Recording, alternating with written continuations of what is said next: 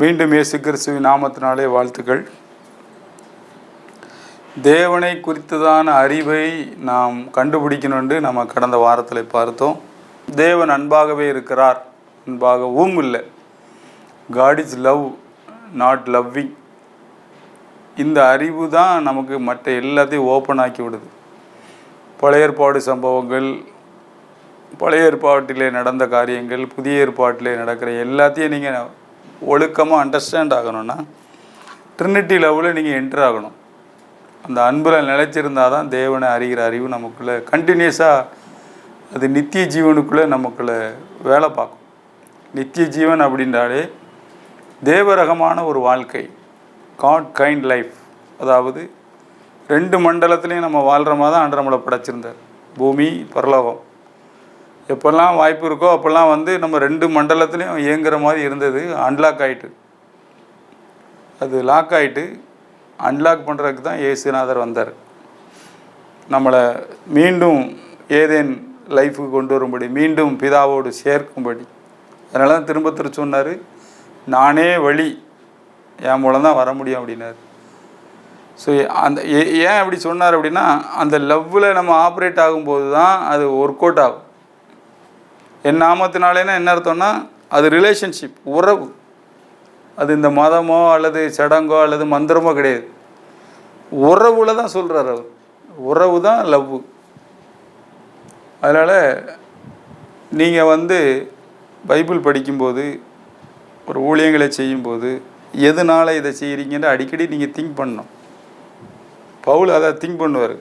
என்ன பிரச்சனை வந்தாலும் கடைசி சென்டர் பாயிண்ட் ஒன்று குத்துவார். கிறிஸ்துவின் அன்பு விட்டு என்னை பிரிப்பவன் யார்?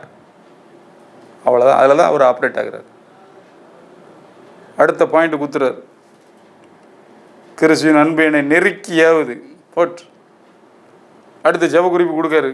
அதுலேயும் சென்டர் பாயிண்ட் என்ன தான் வைக்காரு, கிறிஸ்துவின் அன்பின் நீளம் அகலம் ஆழம் உயரம் என்னதென்று உணர்ந்து அறிவு கட்டாத அந்த அன்பு அறிந்து கொள். சுற்றி பார்த்தீங்கன்னா அவர் அதில் தான் ஆப்ரேட் ஆகிட்டே இருப்பார். மிகுந்த ஐஸ்வர்யத்தினாலே மிகுந்த அன்பினாலே மறுபடியும் ஜெனிப்பித்தார். ரட்சிக்கப்படுறதை பற்றி பேசும்போது அதுதான் சென்டர் பாயிண்ட் வைக்கார். காட்ஸ் லவ்வை பற்றி பேசும்போது, தேவன் நாம் பாவிகளாக இருக்கையிலேயே கிறிஸ்து நமக்காக மரித்ததினாலே தேவன் நம்மேல் வைத்த தமது அன்பை விளங்க பண்ணுகிறார்.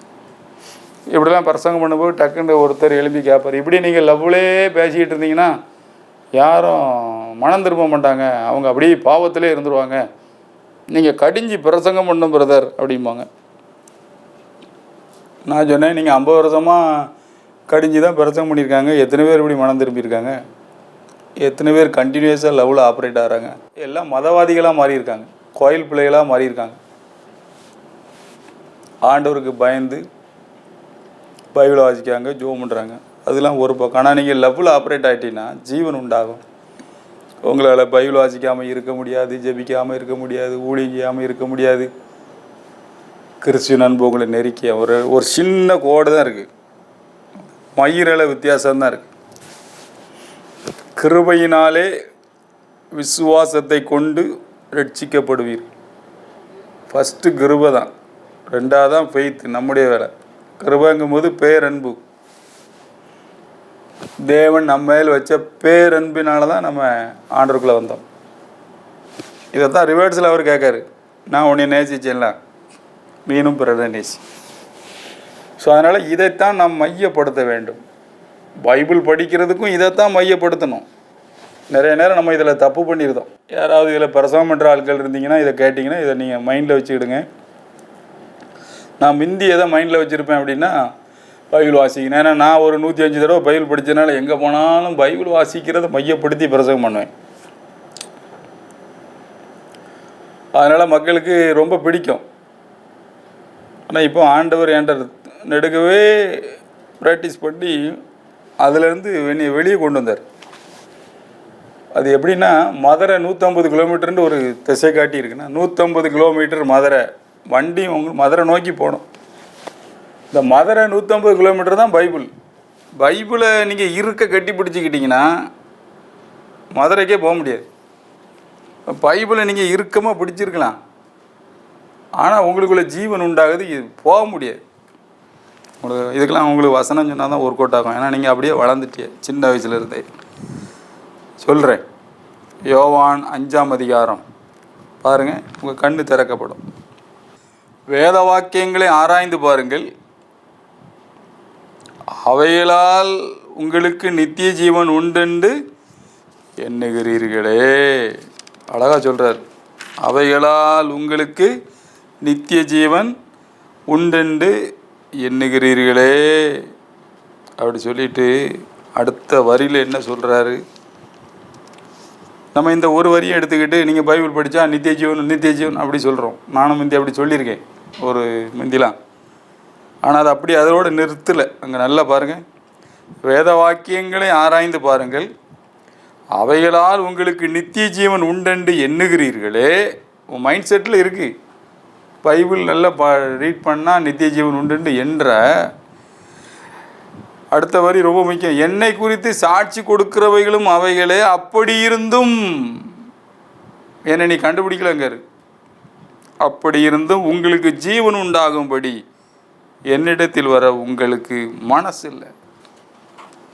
ஆக்சுவலாக பைபிள் வாசிக்கிறதுனுடைய நோக்கம் என்னென்னா, நாம் ஜீவனில் பிரவேசிக்கணும். ஜீவன் எப்படி உண்டாகும்னா இயேசுநாதரை மையப்படுத்தும். இயேசுநாதர் யார் அப்படின்னா பிதாவினுடைய செல்லகுமாரன். அவர் அவர்கிட்ட பிரிஞ்சது மாத்திரம் இல்லை, அவர் அப்படியே பூமிக்கு நம்மளை நேசித்து இந்த மனுஷ அவதாரம் எடுத்து வந்தார். அதுதான் லவ். மனுஷ அவதாரமே லவ் தான். செல்ல பிள்ளையாக இருந்தார் நித்தியமாக. ஆனால் நம்ம மனுஷ அவதாரத்தில் வந்தார். இன்றைக்கும் தழும்போடு இருக்கார். இதெல்லாம் லவ். அப்படி இருந்தும் என்கிட்ட வர உங்களுக்கு யாரை பார்த்து சொல்கிறாரு பார்த்தீங்களா? கையில் பைபிள் வச்சுருந்த வேத பாரகர்கள் பரிசேயர்களை பார்த்து தான் சொல்கிறார். மேலே போட்டிருக்கு 38. அவர் அனுப்பினவரை நீங்கள் விசுவாசியாதபடியால் அவருடைய வசனம் உங்களில் தரித்திருக்கிறதில்லை. ஸோ இயேசு கிறிஸ்துவை விசுவாசிக்கிறதுனா என்ன அர்த்தம் அப்படின்னா, இயேசு கிறிஸ்துவனுடைய லவ்வில் ஆப்ரேட் ஆகிறது. அவர் கண்டினியூஸாக அந்த இடத்துல நீங்கள் இதை பார்க்கலாம். ஸோ நான் உங்களுக்கு திரும்ப திரும்ப என்ன சொல்ல வரேன் அப்படின்னா, நீங்கள் மையப்படுத்துகிற இடம் காட்ஸ் லவ்வாக தான் இருக்கணும். உங்கள் கிரியையே இருக்கக்கூடாது. பைபிள் வாசிக்கிறது, ஃபாஸ்டிங் பண்ணுறது, ஜோம் பண்ணுறது, ஆத்துமாதாயம் பண்ணுறது, சர்ச்சு கட்டுறது, இதெல்லாம் ரெண்டாவது தன்னால் நடக்கும். இதை நீங்கள் மையப்படுத்திட்டீங்க அப்படின்னா அவன் மாம்ச கிறிஸ்தவனாக மாறி போவான். திரும்பியும் பொண்டாட்டிகிட்ட போய் சண்டை போடுவான். திரும்பியும் குடும்பத்தில் சரியாக இருக்க மாட்டான். திரும்பியும் சபையில் ஒரு பிரச்சனைக்குரிய நபராக அவனுக்கு பெருமை ஆள் கொள்ளும். நீங்கள் அவனை வச்சு ஒரு சர்ச்சு கட்டிடுங்க, அவன் தான் சால்வா போடணும் எல்லாரும் எதிர்பார்ப்பாங்க. அவரே எதிர்பார்ப்பார். நம்ம அதை செய்யவே கூடாது. எதை செய்யணும் அப்படின்னா ட்ரினிட்டி லவ் அவனுக்கு சொல்லி கொடுக்கணும். Unconditional love. இதை திரும்ப திரும்ப சொல்லும்போது அவனுக்குள்ளே ஒரு ஜீவன் உண்டாகும். தாழ்மை ஆட்டோமேட்டிக்காக வரும், பொறுமை வரும், அவனுக்குள்ளே இருக்கிற எல்லாமே மாறி போயிடும். இயேசுநாதர் அதுதான் வந்தார், அந்த லவ்வை காமிக்க தான் வந்தார், வேறு எதுக்காக வரல. ஃபாலோ மீ, என்னை பின்பற்றுங்கன்னு தான் ஆண்டவர் சொல்கிறார். ஸோ அதனால் வேத வாக்கியங்களை ஆராய்ந்து பாருங்கள், அவைகளால் உங்களுக்கு நித்திய ஜீவன் உண்டு என்று எண்ணுகிறீர்களே. ஆனாலும் நான் ஜீவன் உண்டாகும்படி என்கிட்ட என்ன செய்ய மாட்டேங்கிறீங்க, வர மாட்டேங்கிறீங்க. நீங்கள் அந்த வசனம் முழுவதும் நீங்கள் படித்து பாருங்கள். 41. இது அவ்வளோ நல்ல சோப்பு லெட்டர் பைபிள் வாங்கி பார்த்தீங்கன்னா ஆக்சுவலாக இது எங்கே இருக்குன்னா 19ஆம் வசனத்துலேருந்து ஸ்டார்ட் ஆகுது 47 வரை கண்டினியூஸான ஒரு வேர்டு. இதெல்லாம் இந்த பைபிள் படிக்கும்போது அந்த கான்டெக்சுவலாக படிச்சிங்கன்னா ரொம்ப இன்ட்ரெஸ்டிங்காக இருக்கும். 19 நான் உங்களுக்கு வாசிக்கேன் பாருங்கள். யோவான் 5:19. அப்பொழுது இயேசு அவர்களை நோக்கி, மெய்யாகவே மெய்யாகவே நான் உங்களுக்கு சொல்லுகிறேன், பிதாவானவர் செய்ய குமாரன் காண்கிறது எதுவோ அதே என்று வேறொன்றையும் தாமாய் செய்ய மாட்டார். அவர் எவைகளை செய்கிறாரோ அவைகளையே குமாரனும் அந்தப்படியே செய்கிறார். பிதாவானவர் குமாரனிடத்தில் அன்பாயிருந்து, நல்ல அண்டர்லைன் பண்ணிங்க, அன்பாயிருந்து, இதுதான் நான் பிரசவம் பண்ணுறோம், தாம் செய்கிறவைகளை எல்லாம் அவருக்கு காண்பிக்கிறார். அதனால தான் மெடிடேஷனுங்கிறது ரொம்ப ரொம்ப முக்கியமானது. நீங்கள் கண்ணை மூடி உங்கள் ஸ்பிரிட்டில் வந்து ஆவியானவர் ஜாயிண்ட் ஆகி நீங்கள் வந்து மெடிடேட் பண்ணுறது வேர்ட் ஆஃப் காடை வந்து ரொம்ப ரொம்ப ரொம்ப முக்கியமானது. அந்த மெடிடேஷன் தான் நீங்கள் என்ன செய்யணுன்ட்டு ஆவியானவர் உங்கள் ஆவியில் இன்டியூஸ் பண்ணுவார். டெய்லி அதை நீங்கள் பண்ணணும். இப்போ போட்டிருக்கு, அழகாக போட்டிருக்கு. பிதாவானவர் குமாரனிடத்தில் அன்பாக இருந்து தாம் செய்கிறவெல்லாம் அவருக்கு காண்பிக்கிறார். ஒரு படம் மாதிரி அப்படியே காண்பிக்கிறார். இதைத்தான் நம்ம என்ன சொல்கிறோம் அப்படின்னா, நம்ம ப்ரேயர் அப்படிங்கிறோம். கண்ணை மூடி மெடிடேட் பண்ணும்போது அங்கே என்ன நம்ம ஆவியில் ரெவலேஷன் வருதோ அதை தான் நம்ம செய்யணும். அவரே சொல்கிறார், நான் தான் அதை தான் செய்கிறேன் அப்படிங்கிறார். இந்த அன்பாக இருந்துங்கிற வேர்டு ரொம்ப முக்கியம். இந்த லவ்வில் தான் அவர் ஆப்ரேட் ஆகிறார். பிதா எவ்வளோ தூரம் தன்னை நேசிக்கிறாரு. ஏன்னா நம்மளை அவர் நேசிக்கிறாரு, நமக்கு கண்ணு குருடாயிருக்கு. ரொம்ப முக்கியம். ஏன்னா நம்ம சகோதரனை நம்ம பகைக்கிறதுனால நம்ம கண்ணே குருடாயிருது, லவ்வில் ஆப்ரேட் ஆகலை. அங்கே போட்டிருக்க அடுத்த வசனம், பிதாவானவர் மரித்தோரை உயிர்ப்பிக்கிறது போல குமாரனும் தமக்கு சித்தமானவர்களை உயிர்ப்பிக்கிறார். அப்படி குமாரன் என்னெல்லாம் செய்கிறார் அப்படின்ட்டு அப்படியே வரிசையாக அவர் சொல்லிக்கிட்டே போய் தான் 38ஆம் வசனத்தில், அவர் அனுப்பினவரை நீங்கள் விசுவாசியாதபடினால் அவருடைய வசனம் உங்களில் தரித்திருக்கிறதில்லை. வேத வாக்கியங்களை ஆராய்ந்து பாருங்கள் அப்படிலாம் சொல்லிட்டு தான் 48 43 போட்டிருக்கு. 45, பிதாவினிடத்தில் நான் உங்கள் மேல் குற்றம் சாட்டுவேன் என்று நினையாதீர்கள், நீங்கள் நம்புகிற மோசேயே உங்கள் மேல் குற்றம் சாட்டுவான். நீங்கள் மோசேயை விசுவாசித்தீர்களானால் என்னையும் விசுவாசிப்பீர்கள், அவன் என்னை குறித்து எழுதியிருக்கிறானே. அவன் எழுதின வாக்கியங்களை நீங்கள் விசுவாசியாமல் இருந்தால் நான் சொல்லுகிற வசனங்களை எப்படி விசுவாசிப்பீர்கள்? இதில் நீங்கள் நல்லா அண்டர்லைன் பண்ணணும். வசனம், விசுவாசம், அன்பு, ஜீவன், வேத வாக்கியம் இதெல்லாம் இன்டர் ரிலேட்டட். நீங்கள் மோசே எழுதின வேத வாக்கியங்களை அப்படியே நம்பும்போது வேர்ட் ஆஃப் காட், அவர் ஸ்பிரிட் ஆஃப் காடில் தான் எழுதுகிறார். அந்த ஸ்பிரிட் ஆஃப் காட் வந்து உங்களுக்குள்ளே வேலை பார்க்கும். அந்த வேலை பார்க்குறது வந்து அது எங்கே போய் மூவ் ஆகும் அப்படின்னா, லவ்வில் மூவ் ஆகும்போது உங்களுக்குள்ள ஜீவனை அது பிறப்பிக்கும். இப்போ நம்ம கடந்த வாரம் பார்த்தா அதே வசனத்தை திரும்ப தியானிக்கலாம். 1 யோவான் 4ஆம் அதிகாரம் எங்கே போய் நின்னோன்னா 18 நம்ம நின்னோம். அன்பிலே பயம் இல்லை, பூரண அன்பு பயத்தை புறம்பே தள்ளும், பயமானது வேதனை உள்ளது, பயப்படுகிறவன் அன்பில் பூரணப்பட்டவன் அல்ல. தெளிவாக இருக்கு. ஸோ அதுக்கு தான் நம்ம ஏன் பயம் வருது அப்படின்லாம் நம்ம இவ்வளோ நேரம் பார்த்தோம். நீங்கள் வேறு எதுலேயும் ஆப்ரேட் ஆகினா உங்களுக்கு பயம் வந்துடும். ஒரு வியாதியை குறித்து பயம் வரும், ஒரு பற்றாக்குறையை வைத்து ஒரு பயம் வரும். ஆனால் நீங்கள் லவ்வில் ஆப்ரேட் பண்ணி பாருங்களேன், பயமே வராது. அவர் என் கூட இருக்கார், ஜீவன் உள்ள தேவன். நீங்கள் வேறு லெவலில் வேறு மண்டலத்தில் ஏங்கி கொண்டிருப்பீர்கள். அடுத்த வசனம் 20வது வசனம், தேவனிடத்தில் அன்பு கூறுகிறேன் என்று ஒருவன் சொல்லியும் தன் சகோதரனை பகைத்தால் அவன் பொய்யன். தான் கண்ட சகோதரனிடத்தில் அன்பு கூறாமல் இருக்கிறவன் தான் காணாத தேவனிடத்தில் எப்படி அன்பு கூறுவான்? தேவனிடத்தில் அன்பு கூறுகிறவன் தன் சகோதரனிடத்திலும் அன்பு கூற வேண்டும் என்கிற இந்த கற்பனையை அவராலே பெற்றிருக்கிறோம். இதுக்கெல்லாம் விளக்கம் தேவையில்லை. நீங்கள் ஒருத்தருக்கு ஒருத்தர் நேசித்தா இதான் சபை. அந்த லவ்வை பார்த்து உலகமே கண்டுபிடிச்சிடும். இங்கே ஜீவன் இருக்குது, யாரும் அங்கே ஒன்றுமே பண்ண முடியாது, ஜீவன் உண்டாயிரும்.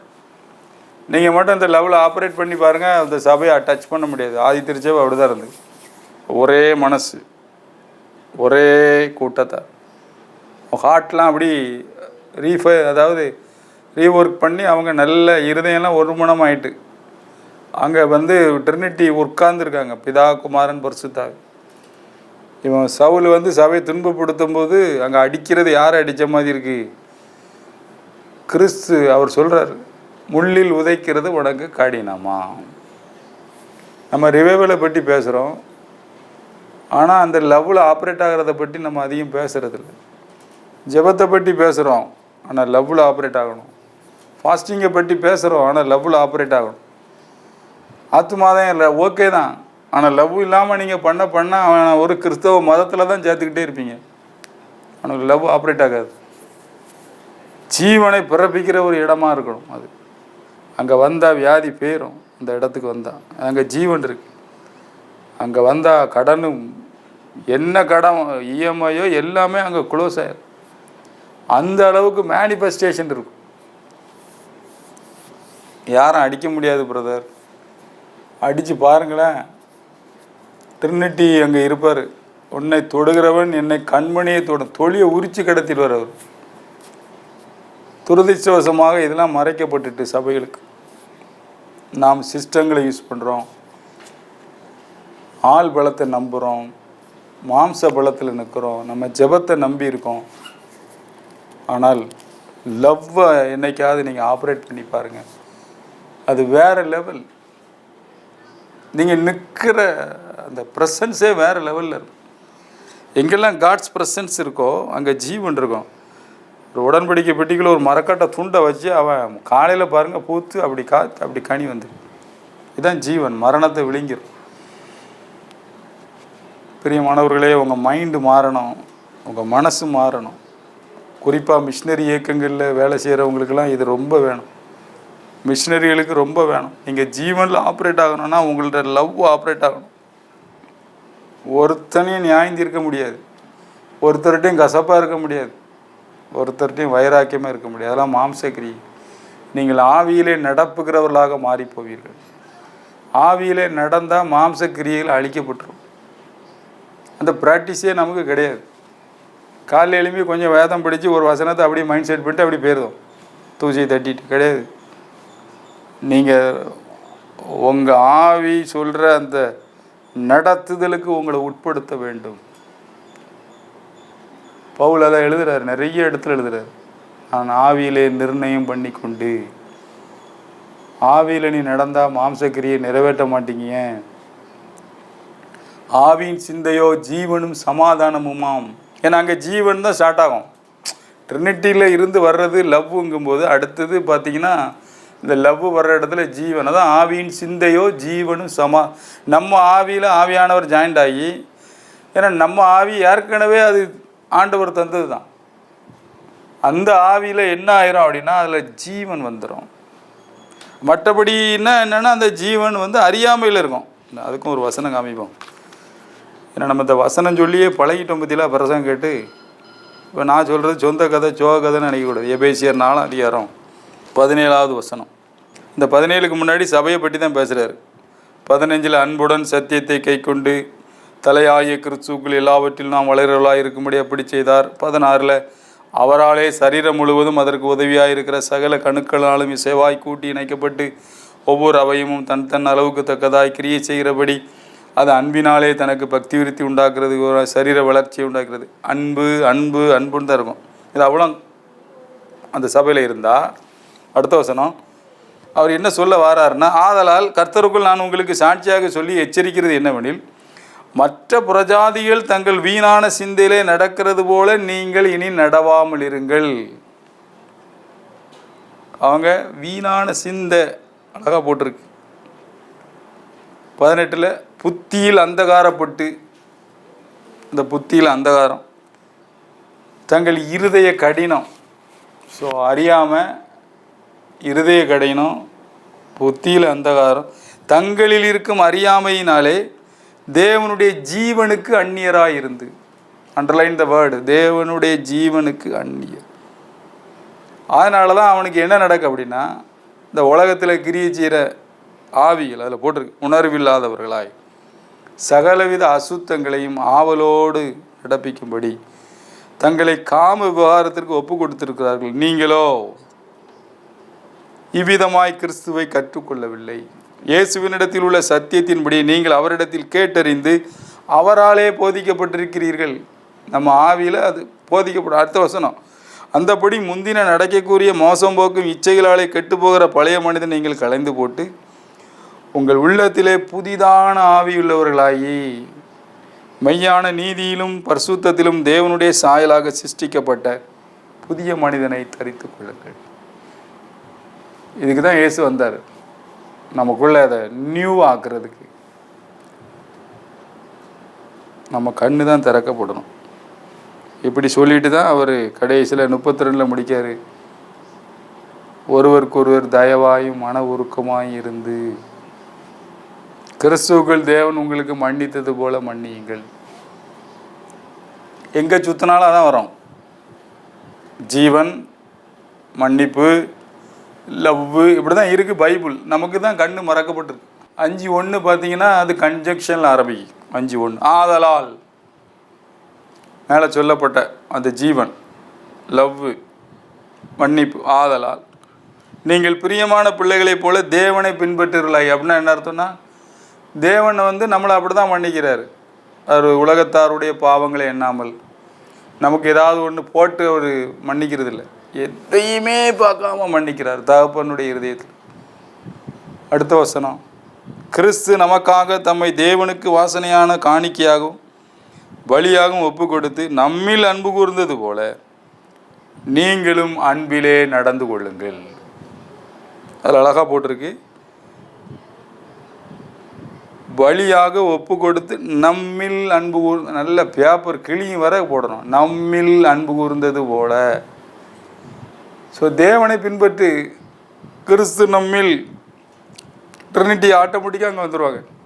ஆனால் நீங்கள் கெட்ட வார்த்தை போட்டு கோபப்படும் போது அந்த 4:30 மத்தியில் இருக்குது, மீட்கப்படும் நாளுக்கென்று முத்திரையாக பெற்ற பரிசுத்த ஆவியை துக்கப்படுத்தாதீர்கள்.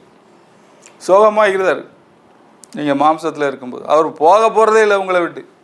நான் உன்னை விட்டு விலகுவதும் இல்லை, உன்னை கைவிடுவோம். இன்றைக்கி டேன் ஆகி கிறிஸ்துவை போல மன்னிக்கும் போது, தேவனை பின்பற்றும் போது நீங்களும் அன்பில் நடந்து கொள்ள ஆரம்பிக்கிறீங்க. அப்போ உங்கள்கிட்ட இருந்து ஜீவன் ஆப்ரேட் ஆகும். அதுதான் அவர் அங்கே எழுதுறாரு. கண்டினியூஸாக நீங்கள் 5 அதிகாரம் முழுவதும் படித்து பார்த்தீங்கன்னா, வெளிச்சத்தின் பிள்ளைகளாய் நடந்து கொள்ளுங்கள் 8 இருக்குது. 5:8 எபேசியர் 5:8. இப்பொழுதோ முற்காலத்தில் நீங்கள் அந்தகாரமாக இருந்தீர்கள், இப்பொழுதோ கர்த்தருக்குள் வெளிச்சமாக இருக்கிறீர்கள். வெளிச்சத்தின் பிள்ளைகளாய் நடந்து கொள்ளுங்கள். ஆவியின் கனி சகல நற்குணத்திலும் நீதியிலும் உண்மையிலும் விளங்கும். உங்கள் ஆவியில் எல்லாமே இருக்குது, நல்லா தெரிஞ்சுக்கிடுங்க. ஆவியானவர் அதை அவைக்கன் பண்ணி அந்த கனியை விளைவிக்க பண்ணுறார். அது தன்னால் வரும். எப்போ வரும் அப்படின்னா, நீங்கள் லவ்வில் ஆப்ரேட் ஆகும்போது. அது வரைக்கும் வராது. பிரசங்கம் கேட்போம், எல்லாம் கேட்போம். ஆனால் ஒரு மாமியாரை மருமகளை நேசிக்கக்கூடிய ஒரு இருதயம் இன்றைக்கி வரைக்கும் கிறிஸ்தவ குடும்பங்களில் இல்லை. மகளை நேசிக்கிறோம், ஆனால் மகனை நேசிக்கிறோம், அதே போல் பிறரை நேசிக்க ஏன் அந்த காட்டு வரல அப்படின்னா, நீங்கள் கிறிஸ்தவ மதத்தில் இருக்கீங்க, நீங்கள் மதவாதிகள். நீங்கள் என்றைக்கு அதை டேன் பண்ணி கிறிஸ்து எனக்கு ஜீவன், ஜீவன் எப்போ ஆப்ரேட் ஆகும்னா லவ்வில் ஆப்ரேட் ஆகும். அப்படி லவ்வுன்னு நீங்கள் வரும்போது நீங்கள் பார்த்தீங்க அப்படின்னா உங்கள் லைஃப் அப்படியே மறுரூபமாயிரும். இதுக்கு பேர் தான் மறுரூபம். இயேசு மறுரூபமானார் அவருடைய வாழ்க்கையின் உச்சக்கட்டத்துக்கு வரும்போது. அந்த மாதிரி நமக்கு வரும். இந்த மறுரூபம் வரும்போது நம்முடைய டோட்டல் வாழ்க்கையே வேறு லெவலுக்கு போயிடும். இதுதான் நம்ம சாவாமை அழியாமைன்னெலாம் பவுல் பேசுகிறார்.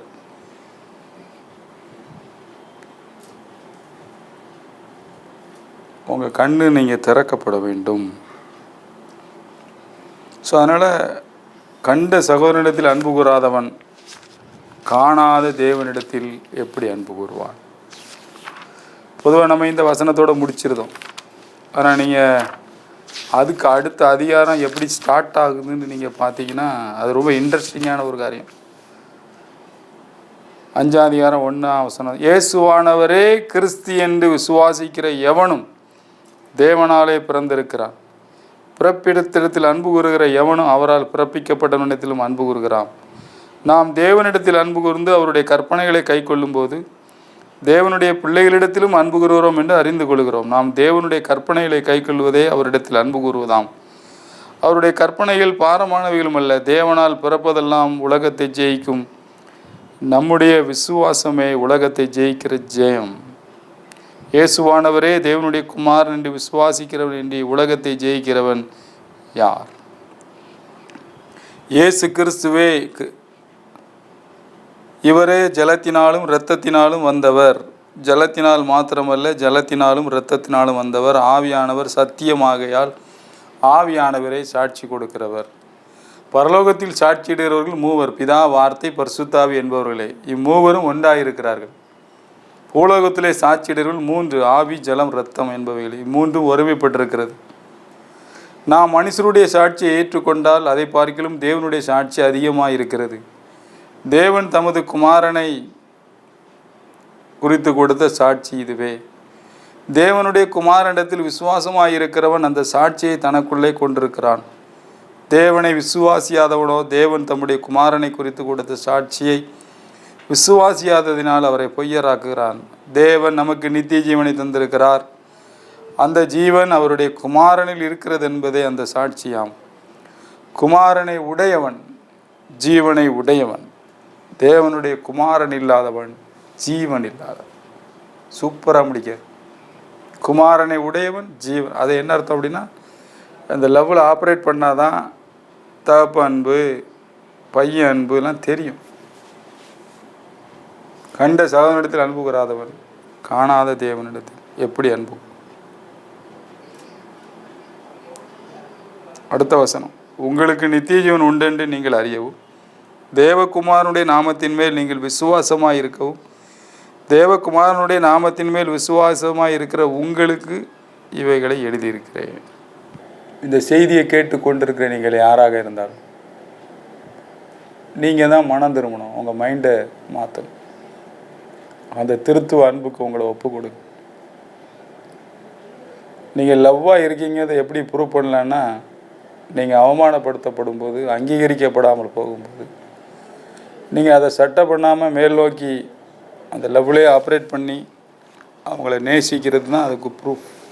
இது உங்களால் முடியாது. அதுக்கு தான் பரிசுத்த ஆவியானவர் நம்ம ஆவியில் ஸ்ட்ரென்தன் பண்ணுறார். தேவனுடைய வல்லமையினால் நம்ம பலப்படுத்தப்படுறோம். அதுக்கு தான் ஜெபத்தில் ஆண்டுகிட்ட உட்காந்துருக்கும். அந்த லவ்வில் நம்ம ஆப்ரேட் ஆகிறதுக்கு அவர்கிட்ட நம்ம ஆவியை கனெக்ட் பண்ணி ஹெல்ப்புக்காக திருத்துவம் நம்மளை அரவணைக்கிறது. கண்களை மூடி நாம் ஜெபிக்கலாம். உங்கள் கண்களுக்கு முன்பாக இயேசு உங்கள் பக்கத்திலே நிற்பதை நீங்கள் பாருங்கள். கற்பனையிலே பாருங்கள். உங்களை அவர் நேசிக்கிறார் என்பதை, உங்களை அரவணைக்கிறார் என்பதை நீங்கள் பாருங்கள். யோவான் அப்படி தான் சொல்கிறார். பிதாவானவர் பாராட்டின அன்பு இன்னதென்று பாருங்கள்.